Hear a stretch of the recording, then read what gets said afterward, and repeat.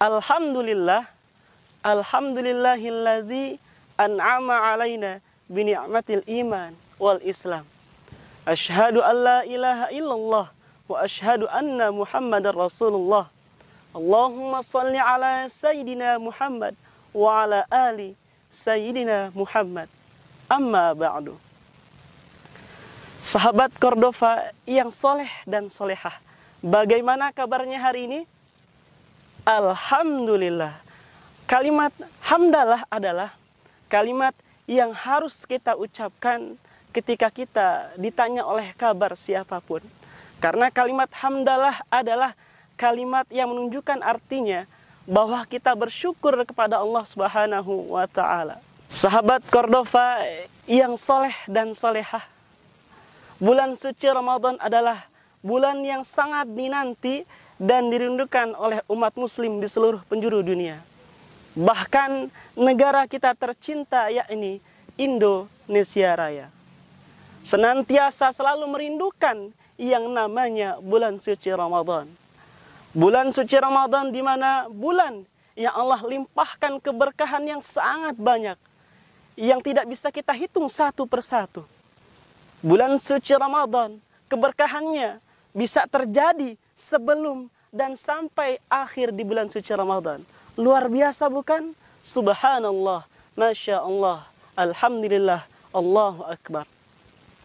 Sahabat Cordova yang soleh dan soleha, bulan suci Ramadan juga Allah janji kepada diri kita, yakni Allah akan lipat gandakan seluruh amal perbuatan kita selama bulan suci Ramadan.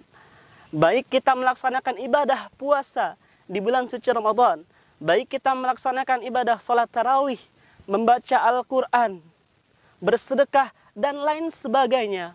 Allah senantiasa lipat gandakan pahala kita di bulan suci Ramadan. Alhamdulillah.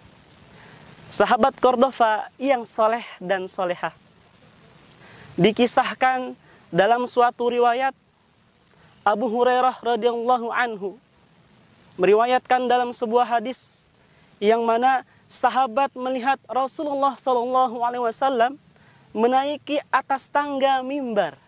Seraya Rasulullah SAW mengucapkan amin, amin, dan amin. Lalu sahabat bertanya kepada Rasulullah SAW, "Ya Rasulullah, aku tadi melihat engkau naik ke atas anak tangga mimbar, lalu engkau mengucapkan amin, amin, amin. Apa yang engkau dapatkan ya Rasulullah? Ataukah engkau mendapat wahyu dan yang lain sebagainya?" Rasulullah SAW bersabda, "Jibril mengabarkan kepadaku, ada 3 hal orang-orang yang merugi di bulan suci Ramadan. Yang pertama adalah celaka seseorang yang namaku disebut-sebut di hadapannya, tetapi ia tidak menyampaikan salawat kepadaku. Yang kedua, celakalah seseorang yang ia telah menemui bulan suci Ramadan, lalu ia keluar tanpa mendapatkan ampunan dari Allah Subhanahu wa taala. Yang ketiga adalah celakalah seseorang, ia mempunyai kedua orang tua yang sudah lanjut usia, tetapi ia tidak dapat masukkan kedua orang tuanya ke dalam surga karena kebaktiannya kepada kedua orang tua." Hadis riwayat Tirmizi. Sahabat Cordova yang soleh dan solehah, tentunya di bulan suci Ramadan ini kita berlomba-lomba, fastabiqul khairat, berlomba-lomba dalam kebaikan. Apa yang kita lakukan selama bulan suci Ramadan akan dinilai oleh Allah Subhanahu wa taala. Tentunya kita mengharapkan ampunan dan ridho dari Allah Subhanahu wa taala. Jangan sampai kita termasuk orang-orang yang merugi di bulan suci Ramadan. Lantas, siapakah orang-orang yang merugi di bulan suci Ramadan? Habib Zain bin Sumaid menafsirkan dalam kitab Al-Fawaidul Mukhtarah li Saliki Tariqil Akhirah. Ada 3 hal yang mana seseorang bisa membatalkan nilai-nilai puasa di bulan suci Ramadan. Yang pertama adalah ia berpuasa tetapi tidak meninggalkan larangan-larangan Allah. Contohnya apa? Maka Rasulullah SAW bersabda, "Khamsun yuftirna shaim." Ada 5 hal yang bisa membatalkan nilai pahala puasa kita di bulan suci Ramadan. Yang pertama adalah al-ghibah. Al-ghibah adalah perbuatan yang mana sifatnya dari lisan, tetapi ini sangat tajam, teman-teman. Ini tidak boleh kita lakukan. Menjelek-jelekan orang lain, saudara kita, teman kita, ini adalah perbuatan yang sangat dilarang. Kenapa? Karena ini bisa membatalkan nilai pahala puasa kita di bulan suci Ramadan. Yang kedua adalah wan namimah. Apa itu namimah? Namimah adalah adu domba. Siapa yang diadu domba? Muslim satu dengan muslim yang lainnya. Saudara yang muslim dengan non-muslim. Tetangga dengan tetangga yang lain. Ini tentu perbuatan yang sangat-sangat dimurkai oleh Allah Subhanahu wa taala. Sehingga ini dikategorikan adalah perbuatan yang bisa membatalkan nilai pahala puasa kita. Yang ketiga adalah wal kadzibah. Apa itu? Wal kadzibah adalah sifat berbuat bohong. Besar ataupun kecil, berbuat bohong adalah tetap perbuatan dosa. Ustadz yakin, sahabat Cordova dimanapun berada, pasti tidak akan pernah berbuat bohong. Baik itu kecil maupun besar. Insya Allah. Yang keempat adalah wan nadhru bisyahwah. Melihat sesuatu dengan syahwat. Dan yang kelima adalah wal yaminul kadzibah. Bersumpah atas nama Allah Subhanahu wa taala. Tentu ini sangat dilarang. Meskipun itu benar, tetapi tidak dianjurkan, teman-teman. Lalu yang kita tidak sadari, kita bersumpah atas nama Allah. Wallah, tallah, billah. Kita mengucapkan sumpah, tetapi ini sangat dilarang oleh Allah Subhanahu wa taala. Terlebih ternyata memang kita adalah orang yang melakukan kesalahan.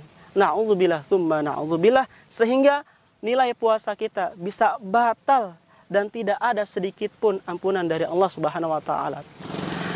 Habib Zain bin Sumait yang kedua dalam tafsirnya mengatakan bahwa orang-orang yang merugi di bulan puasa adalah orang yang berpuasa tetapi di dalam hatinya mempunyai tujuan yang lain. Apa itu? Yaitu adalah perbuatan ria. Ria artinya ingin dipuji orang lain. Ria artinya ketika bulan suci Ramadan, ia ingin dianggap bahwa dirinya mampu, dirinya kuat dalam berpuasa. Padahal sejatinya terkadang, na'udzubillah, Ustadz yakin ini bukan siswa Cordova yang soleh dan soleha. Di siang hari ia membatalkan puasanya. Lalu ia ditanya oleh seseorang, apakah kamu berpuasa? Ia jawab, saya berpuasa. Tentunya ini sangat berbalikan dari apa yang diucapkan. Ini adalah perbuatan ria karena ia ingin dianggap mampu dan kuat. Na'udzubillah, tsumma na'udzubillah. Yang ketiga adalah orang yang berpuasa tetapi ia membatalkan puasanya dengan makanan-makanan yang haram, makanan-makanan yang dilarang oleh Allah Subhanahu wa taala. Baik yang jelas makanan yang haram disebut hewan-hewan seperti babi, anjing, dan lain sebagainya.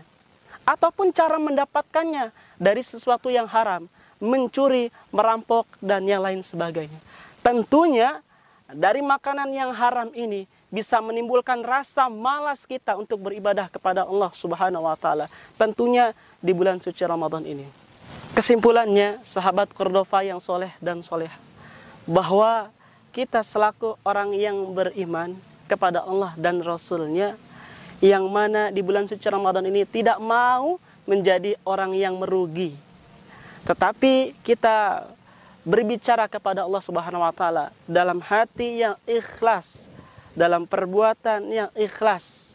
Kita beribadah kepada Allah Subhanahu wa taala dengan sebaik-baiknya, bukan karena hal yang lain, bukan karena orang yang lain ingin dipuji dan yang lain sebagainya. Kita hanya mengharap ridho Allah Subhanahu wa taala agar kita menjadi orang-orang yang diampuni oleh Allah, bukan orang-orang yang merugi. Sekian dari Ustadz, semoga mudah dipahami. Assalamualaikum warahmatullahi wabarakatuh.